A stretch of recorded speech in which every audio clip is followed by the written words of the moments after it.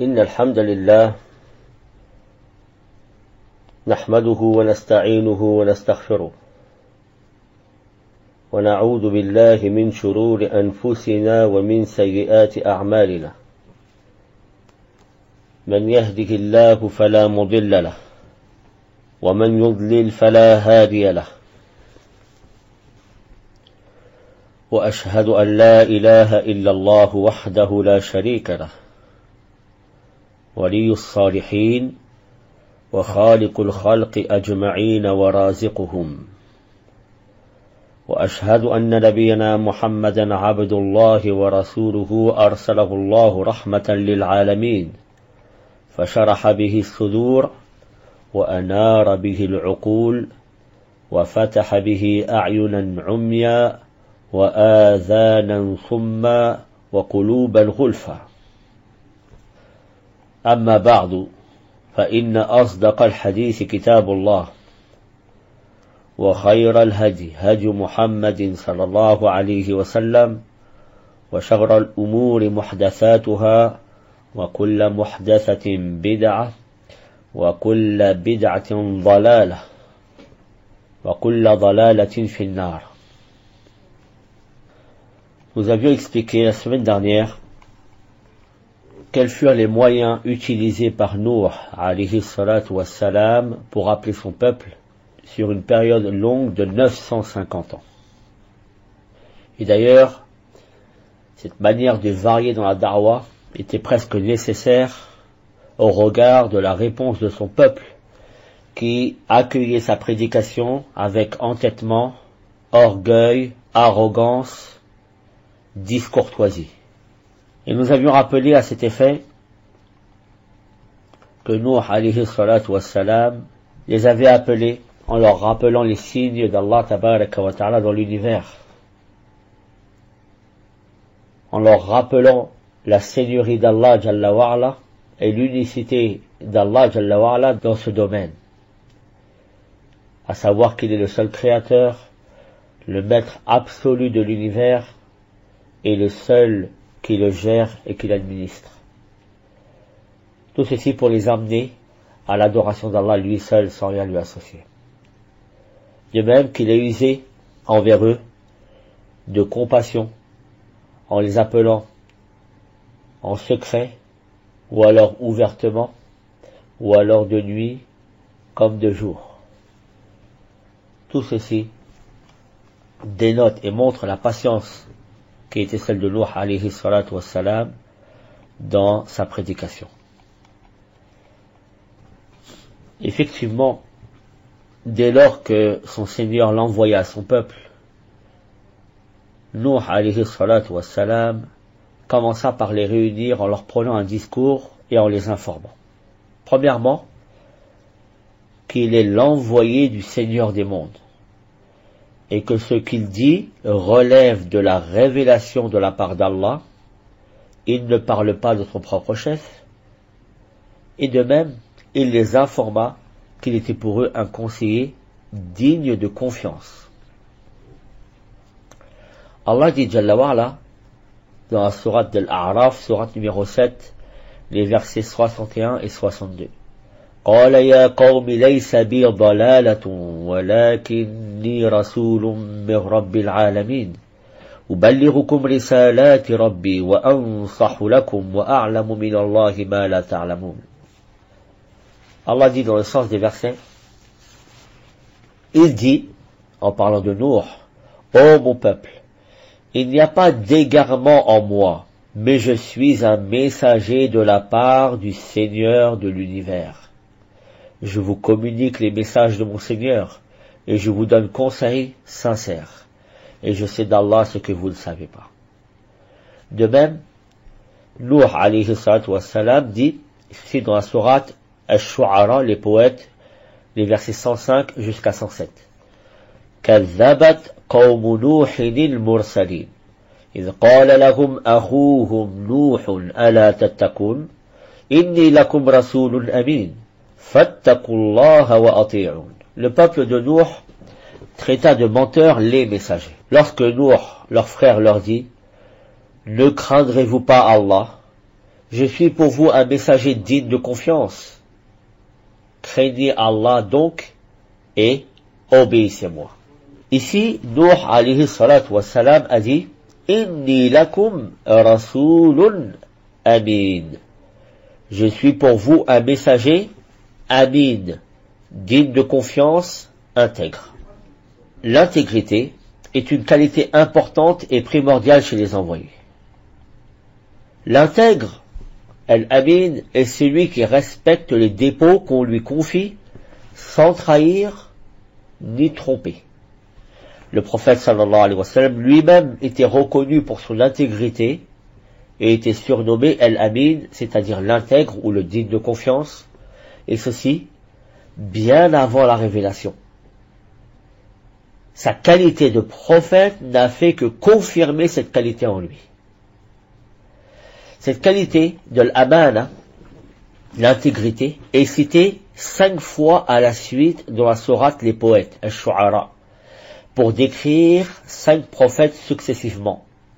Ce fut d'abord Nour qui fut qualifié ainsi, puis Hud, puis Salih, puis Lut, puis Shu'aib. En réalité, ces prophètes-là ont dit d'eux-mêmes qu'ils étaient intègres. Mais puisque Allah Jalla wa'ala nous a rappelé ceci dans le Coran, ceci sous-entend qu'il confirme cette parole des prophètes et qu'il confirme en eux cette qualité d'intégrité. Ceci est une preuve que cette qualité est indispensable chez les prophètes et messagers, car ils se doivent de transmettre le message le plus fidèlement possible, sans dissimuler ni omettre, sans changer ni altérer. D'ailleurs, c'est sur cette base que Jibril alayhi salatu wassalam est aussi qualifié de Amin, lui qui transmet le message d'Allah vers le messager homme. Allah dit Jalla wa'ala, dans la même sourate Ash-Shu'ara des Poètes, sourate numéro 26, les versets 192 à 195. وَإِنَّهُ لَتَنْزِيلُ رَبِّ الْعَالَمِينَ نزل به الروح الأمين على قلبك لتكون من المنذرين بلسان عربي مبين. Ce Coran, c'est le Seigneur de l'univers qui l'a fait descendre. Et l'esprit fidèle ici c'est Jibril alayhi salatu wassalam, l'ange Jibril. L'esprit fidèle, intègre, est descendu avec cela sur ton cœur pour que tu sois du nombre des avertisseurs en une langue arabe très claire. Donc Jibril est aussi qualifié de Amin. Il ne trahit pas le message. Autrement dit, ce que Jibril alayhi salatu wassalam transmet au messager, nous pouvons être certains que ce message vient d'Allah tabaraka wa ta'ala. D'ailleurs, Jibril alayhi salatu wassalam est doté d'une autre qualité qui lui permet, en plus de l'intégrité, qui est une vertu morale, il a aussi une qualité physique qui lui permet de préserver ce message, c'est al-quwwa, la force. Comme le dit Allah tabaraka wa ta'ala, Zu mirratin fastawa, doué d'une force puissante. Jibril est doué de force, afin qu'il puisse préserver le message venant d'Allah jusqu'au prophète, et que ce message ne soit pas volé, spolié, arraché par les shayatines. Donc Jibril a cette qualité morale de l'intégrité et cette qualité physique de la force qui lui permettent de transmettre le message dans les meilleures conditions. De même, les prophètes, d'une manière générale, ont cette qualité d'intégrité. Ils ne mentent pas, ils ne trahissent pas, ils ne dissimulent pas, ils n'altèrent pas, ils ne dénaturent pas le sens des versets. Donc Nuh alayhi salatu wassalam a dit Inni lakum rasulun amin. Je suis un messager digne de confiance. Deuxième chose, Nuh leur a dit alayhi salatu wassalam qu'il ne désire d'eux aucun bien. Dans la sourate numéro 11, Hud, le verset 29. قال تعالى ويا قوم لا أسألكم عليه مالا إن أجري إلا على الله وما أنا بطارد الذين آمنوا إنهم ملاقو ربهم ولكني أراكم قوما تجهلون. Ô mon peuple, je ne vous demande pas de richesse en retour. Mon salaire n'incombe qu'à Allah. Je ne repousserai point ceux qui ont cru, ils auront à rencontrer leur Seigneur, mais je vous trouve des gens ignorants. Troisième chose que Nour leur a dit, celui qui répond à son appel aura sa récompense auprès d'Allah. Et il n'est aucunement question qu'il obtienne des biens matériels pour leur simple conversion. Autrement dit, la récompense relève de celle de l'au-delà, et pas une récompense dans cette vie d'ici-bas. Allah dit tabaraka wa ta'ala dans la même sourate Hud, sourate numéro 11 et verset 31. وَلَا أَقُولُ لَكُمْ عِنْدِي خَزَائِنُ اللَّهِ وَلَا أَعْلَمُ الْغَيْبَ وَلَا أَقُولُ إِنِّي مَلَكٌ وَلَا أَقُولُ لِلَّذِينَ تَزْدَرِي أَعْيُنُكُمْ لَنْ يُؤْتِيَهُمُ اللَّهُ خَيْرًا الله أعلم بما في أنفسهم إني إذا لمن الظالمين. Et je ne vous dis pas que je détiens les trésors d'Allah. Je ne connais pas l'inconnaissable. Et je ne dis pas que je suis un ange. Et je ne dis pas non plus aux gens que vos yeux méprisent, qu'Allah ne leur accordera aucune faveur. Allah connaît mieux ce qu'il y a dans leurs âmes. Et si je leur disais, je serais certes du nombre des injustes. Quatrième chose, Nuh alayhi salatu wassalam utilisa la peur pour les faire réagir, en leur rappelant le châtiment d'Allah, Jalla Jalalu, et en leur rappelant qu'il craint que ce châtiment ne s'abatte sur eux, et tout ceci pour qu'ils se repentent à Allah Jalla wa ala. Allah dit tabaraka wa ta'ala dans la sourate numéro 7 Al-A'raf, le verset 59, لقد أرسلنا نوحا إلى قومه فقال يا قوم اعبدوا الله ما لكم من إله غيره إني أخاف عليكم عذاب يوم عظيم. Nous avons envoyé Nuh vers son peuple, il dit, ô mon peuple, adorez Allah. Pour vous, pas d'autre divinité que lui. Je crains pour vous le châtiment d'un jour terrible. Nous avions déjà parlé de ceci, ce qu'on appelle en arabe at-tarhib, le fait de faire peur, de provoquer la peur chez ton interlocuteur, afin de le faire réagir, afin de le réveiller. Cinquième chose, il leur rappela, comme on l'a dit, les signes d'Allah et sa création afin qu'ils méditent et réfléchissent, qu'ils se réveillent de leur insouciance, qu'ils reviennent à l'adoration d'Allah qui a créé toutes choses. Nous avions cité à cet effet les versets de la sourate Nuh alayhi salatu wassalam. قال الله جل وعلا ما لكم لا ترجون لله وقارا وقد خلقكم أطوارا ألم تروا كيف خلق الله 7 سماوات طباقا وجعل القمر فيهن نورا وجعل الشمس سراجا والله أنبتكم من الأرض نباتا ثم يعيدكم فيها ويخرجكم إخراجا والله جعل لكم الأرض بساطا لتسلكوا منها سبلا فجاجا. Qu'avez-vous à ne pas vénérer Allah comme il se doit, alors qu'il vous a créé par phases successives? N'avez-vous pas vu comment Allah a créé 7 cieux superposés? Et il a fait de la lune une lumière et du soleil une lampe. Et c'est Allah qui de la terre vous a fait croître comme des plantes, puis il vous y fera retourner et vous en fera sortir véritablement. Et c'est Allah qui vous a fait de la terre un tapis pour que vous vous acheminiez par ces voies spacieuses.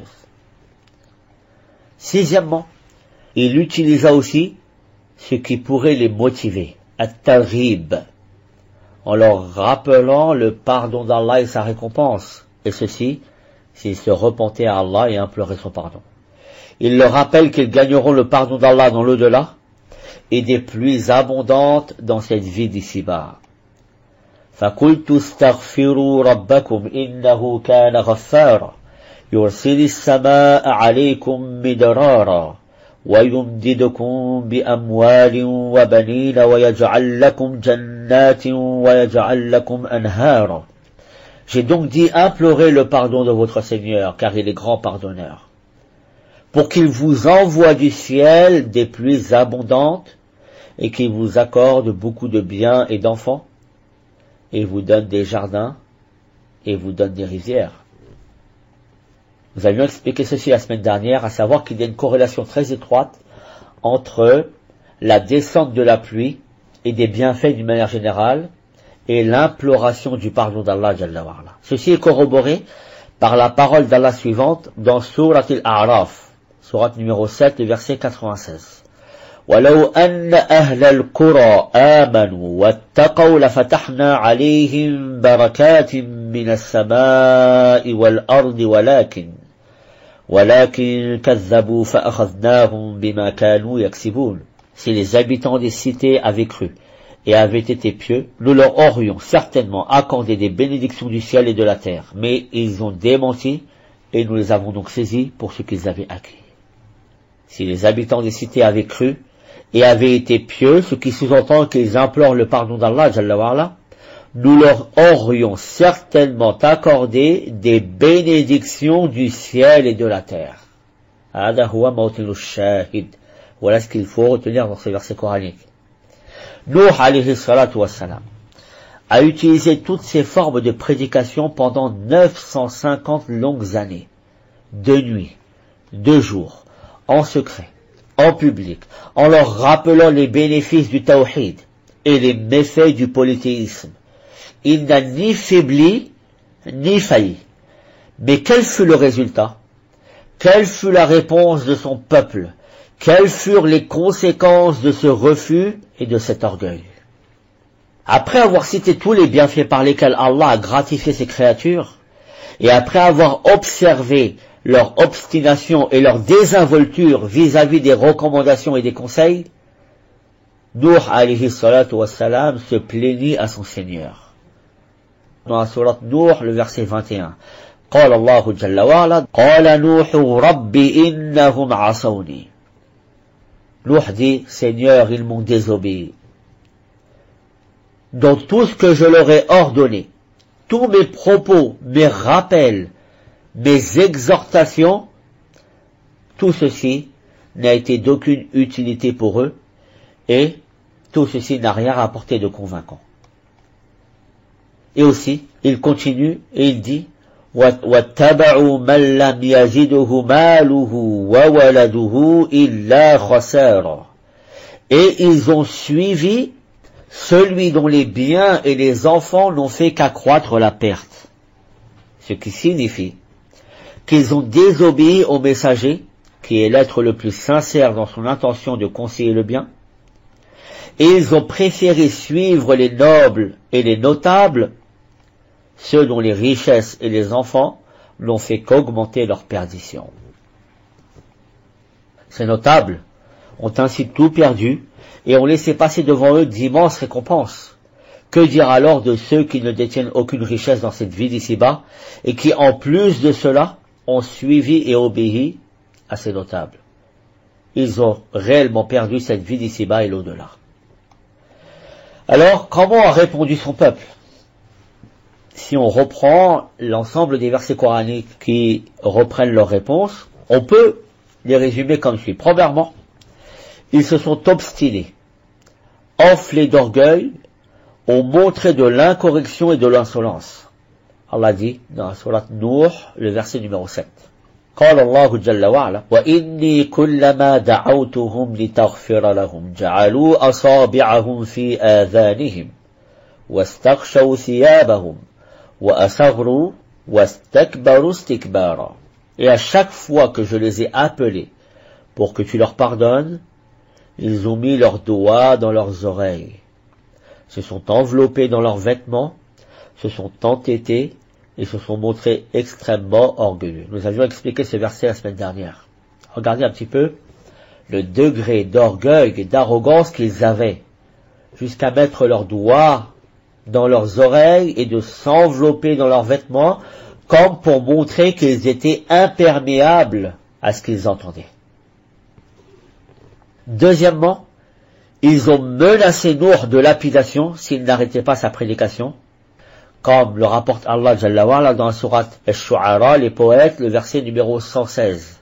قالوا لئن لم تنته يا نوح لتكونن من المرجومين. Ils dirent, si tu ne cesses pas, Nuh, tu seras certainement du nombre des lapidés.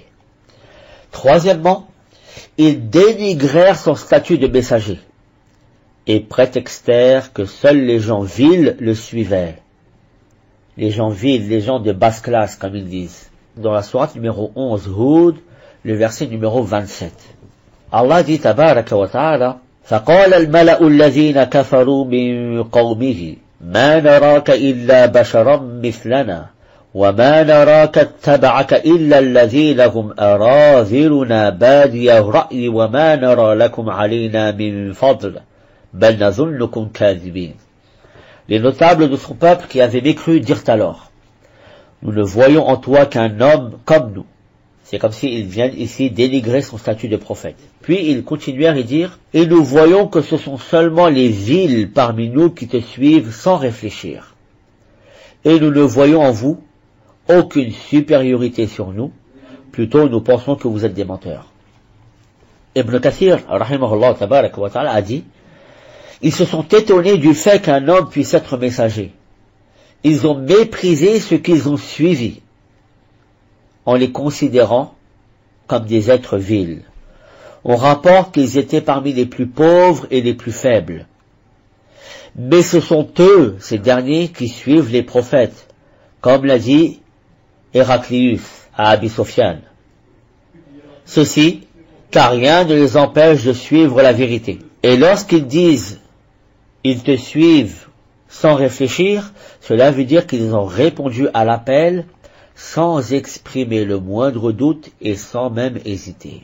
Le blâme qu'ils leur adressent est en fait la raison principale pour laquelle ils sont loués, qu'Allah Jalla wa Ala soit satisfait d'eux. Car la vérité est manifeste et n'a pas besoin qu'on y réfléchisse, qu'on l'examine ou que l'on doute.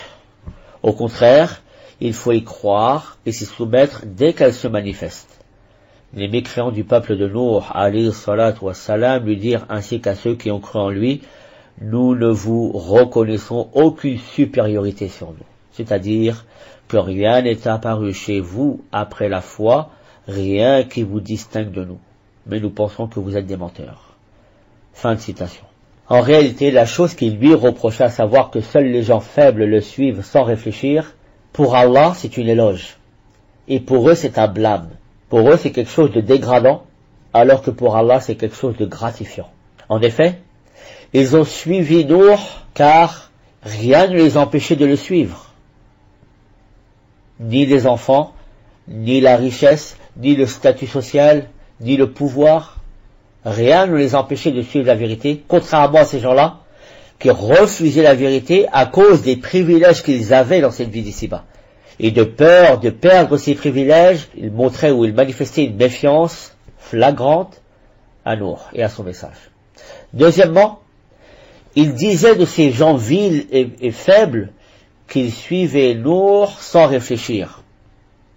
Mais c'est justement ce qu'Allah nous demande de faire, de suivre sans réfléchir dès lors que la vérité est manifeste. Comme ce fut le cas de Abu Bakr as-Siddiq, radiallahu tabaraka wa ta'ala anhu, qui a cru du premier coup car la vérité s'est manifestée devant lui. Aussi, ils prétendirent que Nuh alayhi salatu wa salam voulait s'accaparer leurs biens pour sa prédication et qu'il voulait avoir prééminence sur eux. Allah dit tabaraka wa ta'ala dans surat al-Mu'minun, surat numéro 23, le verset numéro 24. فقال الملأ الذين كفروا من قومه ما هذا إلا بشر مثلكم يريد أن يتفضل عليكم ولو شاء الله لأنزل ملائكة ما سمعنا بهذا في آبائنا الأولين. Alors les notables de son peuple qui avaient mécru dirent, celui-ci n'est qu'un être humain comme vous, voulant se distinguer à votre détriment. Si Allah avait voulu, ce sont des anges qui l'auraient fait descendre.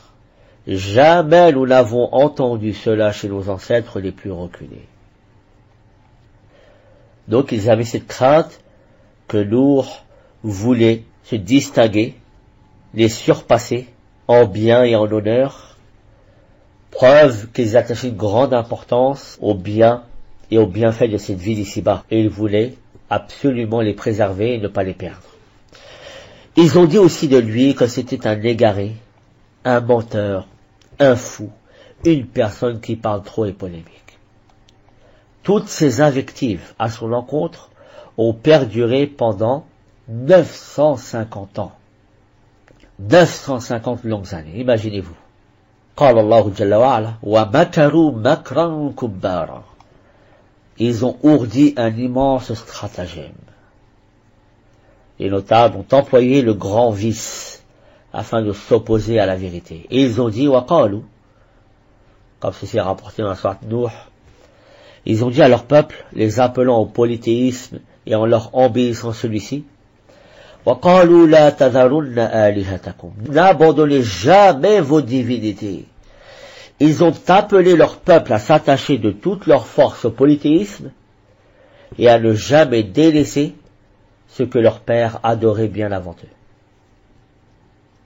De même, ils enjoignaient leurs enfants de rester sur cette religion et de prendre garde à cet homme en la personne de Nuh alayhi salatu wassalam, en le taxant de fou, de menteur, d'égaré, d'une personne qui polémique à tort et à travers. Ils ont ensuite nommé leur divinité de la façon suivante. وَلَا تَذَرُنَّ وَدًّا وَلَا سُوَاعًا وَلَا يَغُوثَ وَلَا يَعُوقَ وَنَسْرًا. Et n'abandonnez jamais Wad, wa Suwa', wa Yaghouth, wa Ya'ouq, wa Nasr. Nous avions déjà expliqué que ces 5 divinités et ces 5 noms appartiennent à des hommes vertueux. Après leur mort, ils furent adorés. Satan embellit alors à leur peuple le fait d'établir des représentations de ces hommes pieux sous prétexte de se rappeler leur piété et ainsi de se motiver dans l'adoration d'Allah Jalla wa Ala. Tout cela n'étant que ruse de sa part. Puis le temps passa, et Shaitan insuffla aux nouvelles générations, vos ancêtres adoraient ces représentations, c'est grâce à ces représentations qu'ils obtenaient la pluie. C'est ainsi que ce peuple se mirent à leur vouer une adoration, et leurs notables les exhortèrent à ne jamais délaisser l'adoration de ces idoles. Qala ta'ala. Allah dit dans Surat Nuh, le verset numéro 24, وَقَدْ أَضَلُّوا كَثِيرًا. Ils en ont déjà égaré beaucoup. Les nobles et les notables ont égaré un grand nombre de personnes par leur prêche. C'est après tout ce temps que Nuh alayhi salatu wassalam décida d'invoquer l'aide d'Allah et son soutien contre eux. À partir de ce moment-là, la prédication de Nuh va passer à une autre étape. Il va invoquer contre eux et en même temps implorer l'aide d'Allah Jalla wa Ala. Puisque Nuh alayhi salatu wassalam dira, le verset numéro 24 de la même sourate, وَلَا تَزِدِ الظَّالِمِينَ إِلَّا ضَلَالًا.